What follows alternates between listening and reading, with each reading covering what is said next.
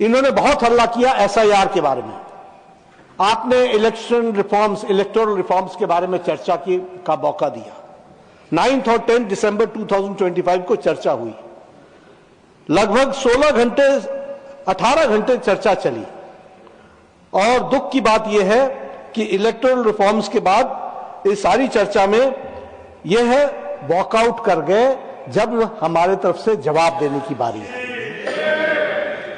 उसी तरीके से जब special discussion regarding the India's astronaut abroad in International Space Station and critical role of the space program विकसित भारत 2047 पर चर्चा हो रही थी 18 अगस्त 2025 को, तो ऑपोजिशन ने इस चर्चा में भाग लेने से अपने आप को अलग रखा।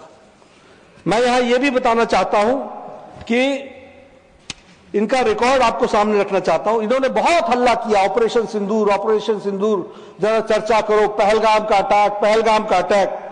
16 घंटे डिबेट चली और जब गृह मंत्री जी ने जवाब देने की बारी आई तो यह विपक्ष वॉकआउट करके चला गया। यह इनका रिकॉर्ड है, इसको हमको ध्यान रखना चाहिए। उसी तरीके से वक्फ बिल पर जब जेपीसी की रिपोर्ट यहां रखी गई तो उस समय भी यह इन्होंने लोकसभा में वॉकआउट किया।